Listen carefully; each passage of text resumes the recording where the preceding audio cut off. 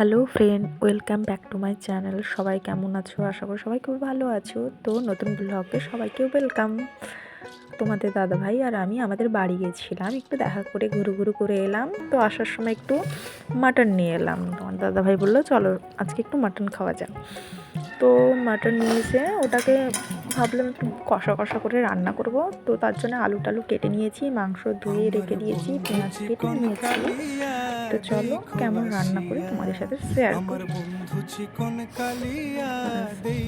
তার জন্য একটু সানরাইসের গরম মশলা একটু নিয়েছি, জিরা গুঁড়োর প্যাকেট নিয়েছি, হলুদ গুঁড়ো নিলাম, লঙ্কার গুঁড়ো নিলাম।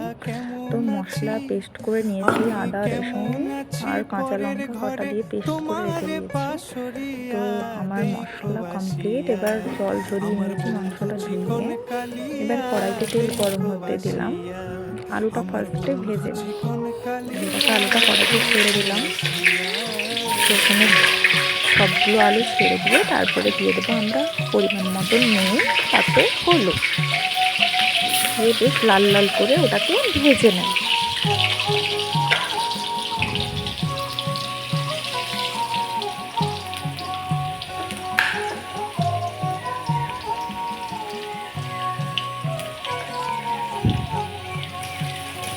যদি দেখার ইচ্ছা হয় তোমার মিঠুর মনে নাড়িয়ে চাড়িয়ে বেশ লাল লাল করে ভেজে নেবো আলুটাকে সুন্দর করে। তোমার মিঠুর মনে তো আলু ভাজা আমাদের প্রায় হয়ে গেছে।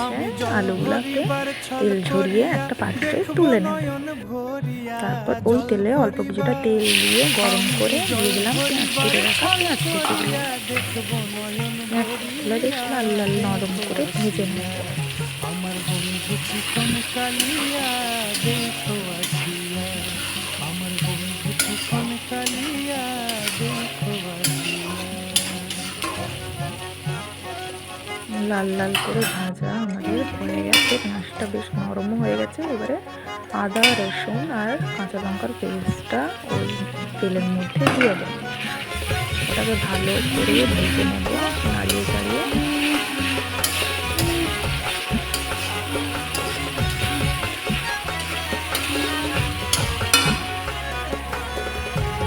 এবার দিয়ে দেবো হলুদ গুঁড়ো,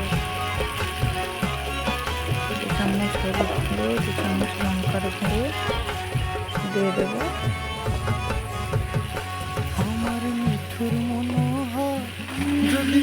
এবার ওটাকে ভালো করে ভেজে নেব। মশলা থেকে তেল ছেড়ে দিয়েছি। এবারে মশলাটা ভালো করে ভেজে নিয়ে এবারে ধুয়ে রাখা পরিষ্কার করা মাটনটা মশলার মধ্যে দিয়ে দেবো। যদি পাই তোমার লাগর খুলিয়া কইতাম তোমারে পরাণের খবর। আমি প্রেম ফাঁসি লইয়া গলে যাই গো যদি মরিয়া, প্রেম স্বাদ মতন নাড়িয়ে কিছুক্ষণ আমরা ঢাকা দিয়ে যাই গো যদি। মশলার সাথে মাংসটা বেশ ভালোভাবে নাড়িয়ে নিয়েছি। এবার কিছুক্ষণ সেদ্ধ হবার জন্য মাংসটাকে সুন্দর করে আমরা অল্প কিছুটা জল দিয়ে ঢাকা দিই। জলটা টেনে নিয়েছে, মাংসটা ভালো করে কষানো হয়ে গেছে। তো জল দিয়ে দিলাম, গরম মশলা দিয়ে নামিয়ে নেবো। আজ এই পর্যন্ত। টাটা।